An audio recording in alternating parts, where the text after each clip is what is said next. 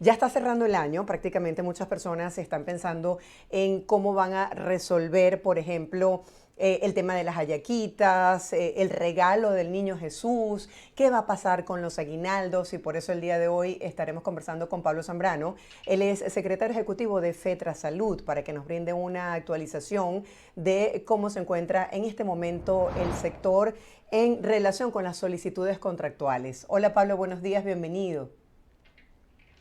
Buenos días, gracias por la invitación y por supuesto prestarnos esta ventana para señalar pues la situación laboral, no solamente de los trabajadores sanitarios, sino también de los trabajadores de la administración pública Así sobre es. todo. Vamos a dirigirnos Ujú. a este sector porque es el que está más deprimido y es una historia pues desde el año 2018 cuando se tomaron aquellas medidas económicas que afectaron, por supuesto, en ese momento el ingreso de los trabajos, y lo digo de esta forma porque hubo un aumento en aquel momento bastante aceptable, pero eso se fue diluyendo por la inflación, la devaluación, porque en Venezuela ha venido sucediendo otro fenómeno. Aquí el tema inflacionario y de devaluación no solamente es en el bolívar, sino también en el dólar. Pues aquí tú vas a cualquier sitio, compras algo que cueste $1 hoy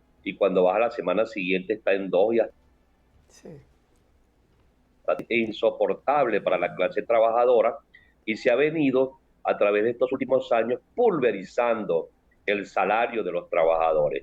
¿Qué tenemos? Bueno, tenemos unos bonos, que es el Cesta Ticket, que es totalmente legal y contractual, porque forma parte de los contratos colectivos, son $40, más $30 de un bono llamado de guerra, que por supuesto está a discreción de la patronal gobierno, y son 70 más el ingreso del salario, que puede ser unos $10, entonces los trabajadores venezolanos están percibiendo bajo una terrible inflación un promedio de $80 que poco alcanzan para poder vivir con dignidad.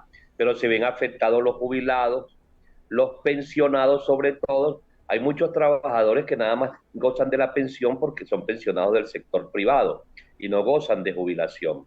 Entonces, por supuesto, no hay salario digno, no hay ingreso digno para los trabajadores venezolanos.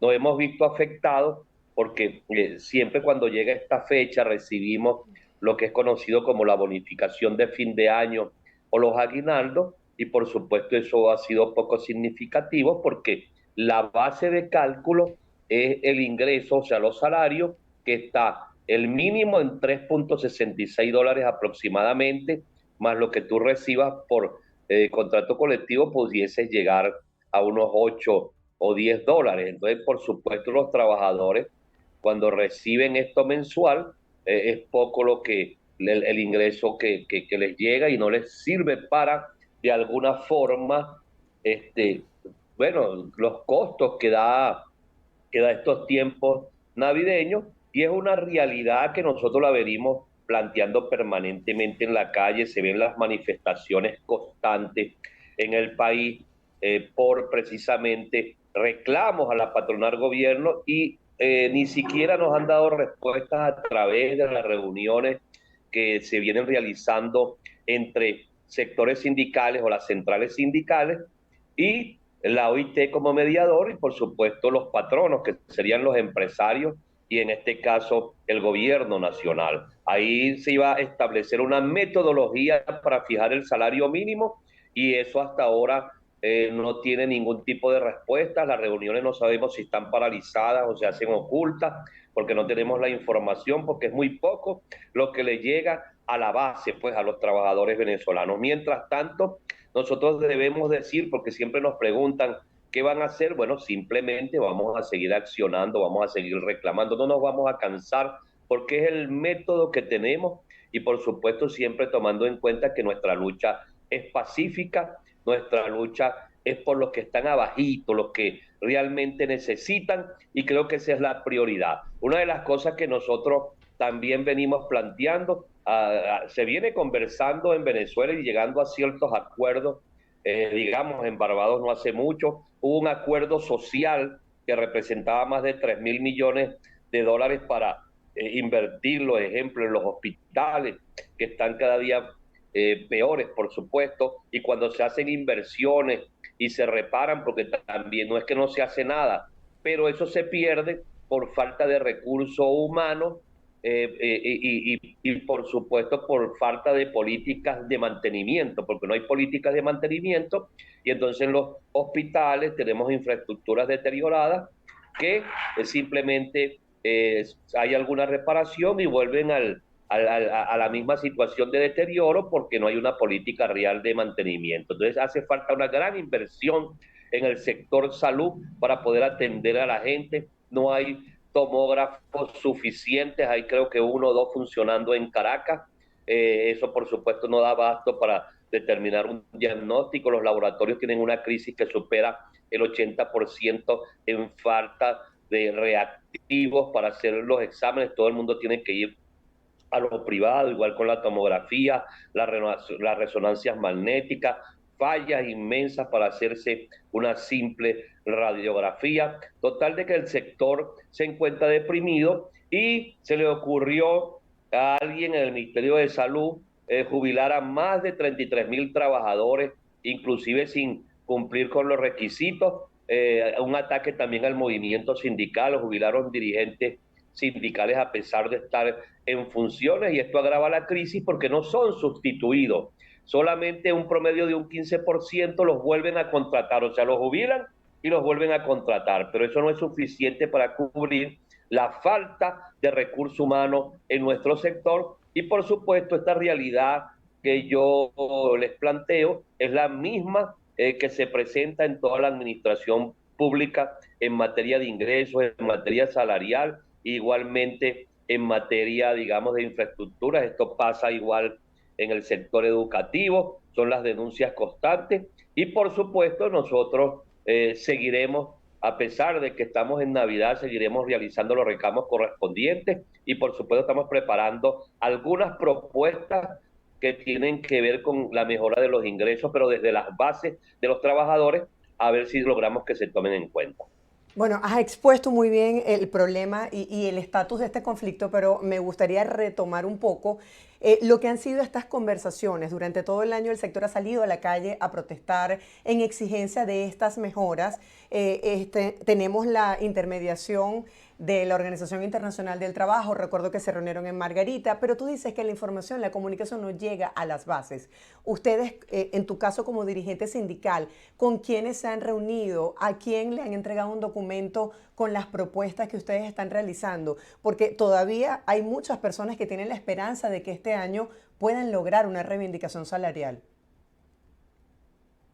Fíjate, nosotros hablamos con todos. Nosotros si tenemos que ir al Ministerio de Salud, vamos, al de Educación, a cualquier ente, la dirigencia sindical va. Hemos ido a la Defensoría del Pueblo, a la Vicepresidencia, a Planificación y Presupuesto, que es representada en este caso en la ONAPRE. Nosotros no tenemos ningún problema en hablar con el gobierno para reclamarle lo que nos corresponde por derecho. Inclusive yo he estado en conversaciones también con el propio presidente de la República y le hemos dicho la situación que se vive. El problema es la respuesta, pues. La respuesta no es la adecuada. En ese órgano tripartito, que vamos a darle el nombre real, que es la comisión tripartita existente, porque hablan de diálogo social, no ha habido todavía una respuesta con respecto, porque ahí no es que van a aumentar el salario, para que eso quede claro. Ahí no se está discutiendo aumento, pero sí la metodología para establecer como mínimo, vamos a hablar más claro, para establecer un salario mínimo, pero un salario mínimo que no puede ser $3.66, ¿verdad? Correcto. Que es lo que actualmente tenemos.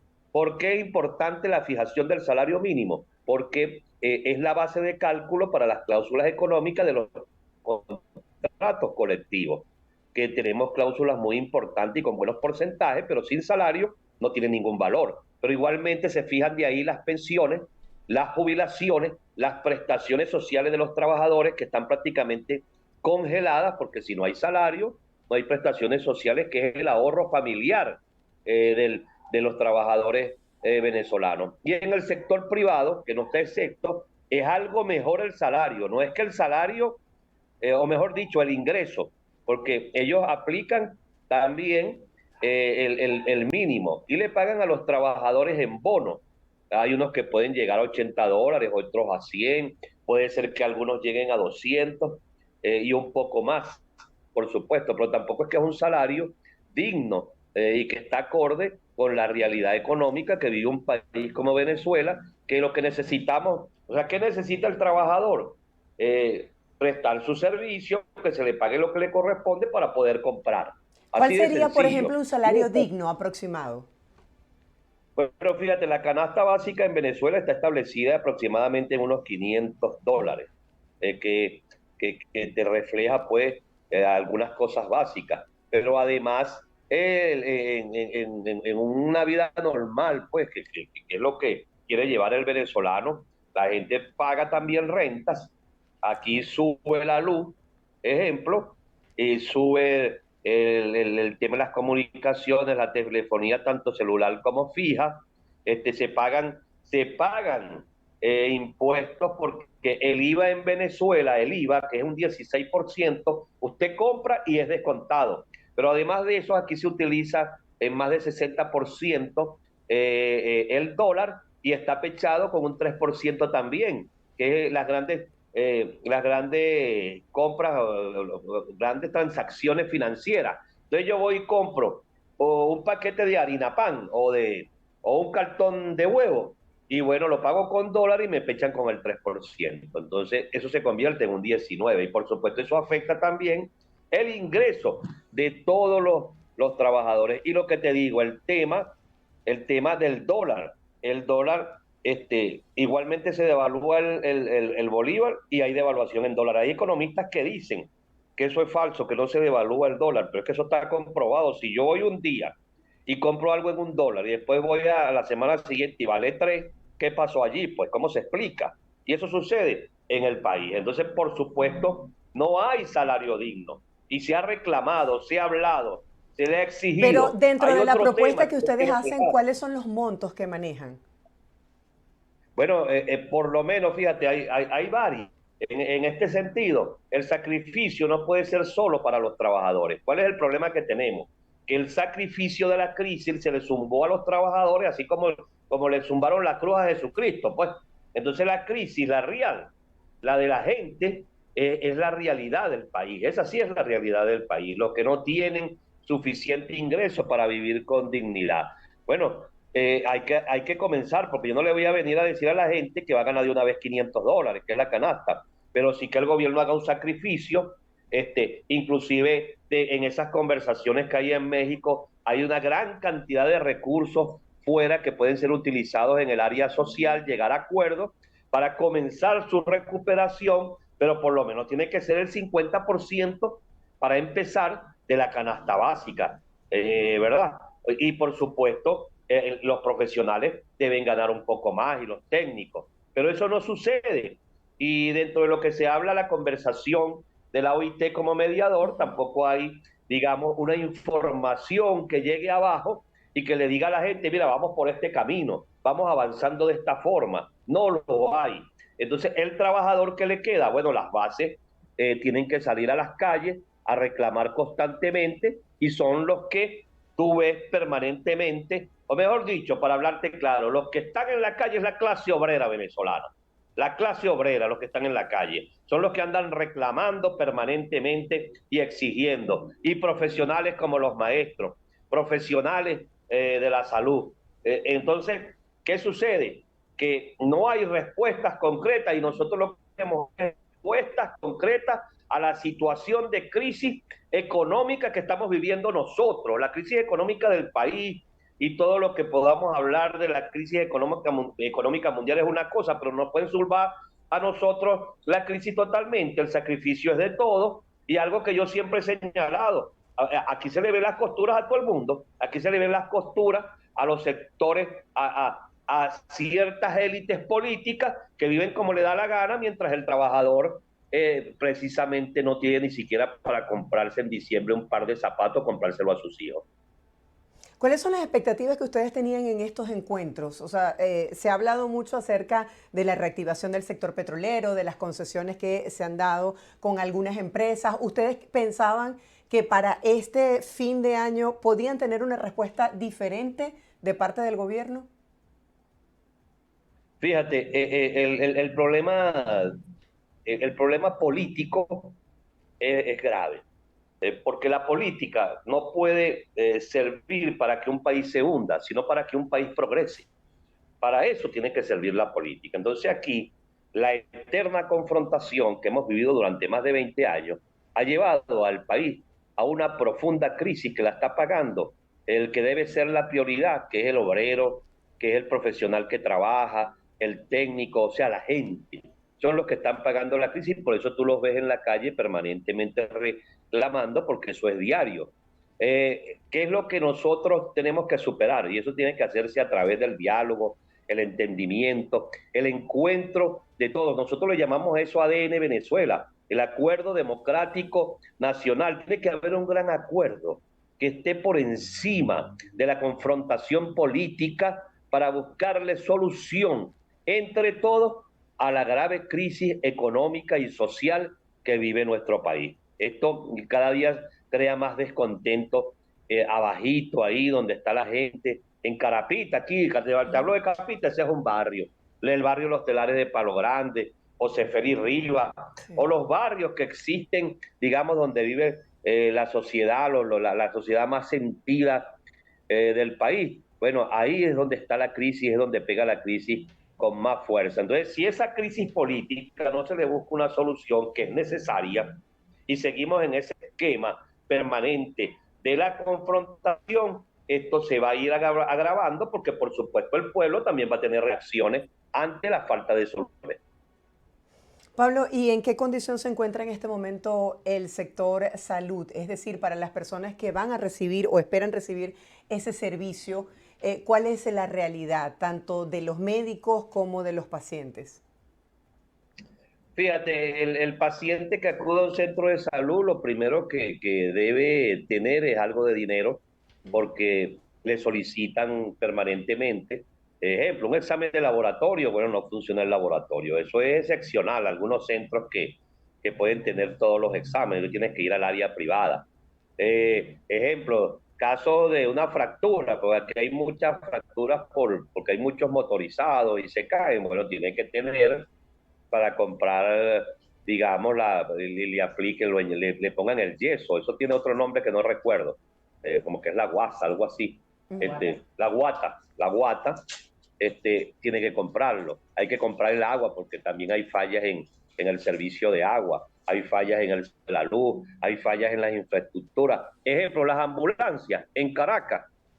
Hay una sola ambulancia que funciona en toda Caracas y por supuesto entonces para un traslado hay que o contratar una ambulancia o llevarlo en un carro libre y a veces hay pacientes que no pueden, tienen que pedirle colaboración a otro gente a ver si logran que esto se dé. Aquí hay una crisis generalizada, el paciente no tiene que hacerse una tomografía en los sectores privados, una resonancia magnética o cualquier imagen que se necesite para un diagnóstico. Entonces esa es la realidad del paciente. Por supuesto, eso también le causa sufrimiento al trabajador, que es el que da la cara, al médico, a la enfermera, al primero que lo recibe. Pues ¿quién recibe al paciente? El obrero, el vigilante y el camillero. Esos son los que reciben al paciente. Ese es el primero que lleva la carga y que tiene que decirle a un paciente, bueno, yo te voy a pasar para que te atiendan, pero este, eh, la cosa está difícil, pues. Siempre tienen que tener un discurso para decirle al ciudadano que busca atención, bueno, que tiene que comprar, pues al final las cosas. Esa es la realidad. Y por supuesto, cuando entra, lo atiende, está la enfermera, el médico, pero esa es la realidad. Aparte de eso, Claro. si no hay los ascensores, hay que cargar a los pacientes, cargarlos por las escaleras. Eso han salido imágenes en el país. Y cuando tú reclamas con fuerza, pasa como en estos días en el Hospital Luis Racetti de Barcelona, que fue detenido por una acusación supuestamente digamos, de agresión al género a unos compañeros dirigentes sindicales que van a reclamar porque un supervisor agrede a las camareras. Ellos fueron a reclamar eso y terminaron siendo denunciados, uno detenido y otro no lo detienen porque está en su casa. En este caso es Giovanni Yaguaracuto, que lo soltaron, por cierto, el día de ayer, lo liberaron, y el otro compañero es Edinson Hernández. Entonces, el que tiene un cargo público, así sea mujer, tiene que saber que el dirigente sindical le va a reclamar, pero el dirigente sindical no le falta el respeto como dama, le hace reclamo al patrono que está allí, sea hombre o sea mujer. Y si hay atropello, bueno, tiene que denunciarlo y reclamarlo. Entonces los compañeros fueron detenidos. Entonces estamos sometidos también a este tipo de acciones en el país que la hemos conversado con las autoridades, pues como te lo digo, nosotros no tenemos ningún problema en hablar con todo el mundo. Nosotros hablamos. Si tenemos que hablar con quien sea, hablamos. Pues es la política del dirigente sindical y vamos a decir las cosas que tenemos que decir. Entonces, yo particularmente desde este canal un llamado al presidente Nicolás Maduro, ¿vale? Que viene del mundo sindical, que de paso él conoce a Pablo Zambrano y lo conocía en el mundo de los trabajadores también porque estuvo en este mundo. Bueno, hermano, ¿hasta cuándo van a detener aquí dirigentes sindicales, ¿vale? ¿Hasta cuándo? Eso tiene que cesar, eso tiene que acabar. No se puede seguir agrediendo a la clase, a los que son iguales que tú, Nicolás. ¿Ah? ¿Por qué tienen que detener a un dirigente sindical por reclamar? Y son personas honestas que se puede comprobar. Giovanni Yaguaracuto tiene más de 30 años dedicado a la lucha laboral allá en el estado Anzoátegui, para que lo vengan a detener por reclamar. Reclamar lo que es justo. Y el otro compañero, que es Edinson Hernández, igualmente un compañero con años de servicio, no solamente en el sector salud, sino también trabajó en el sector petrolero y reclamando lo que tienen que reclamar.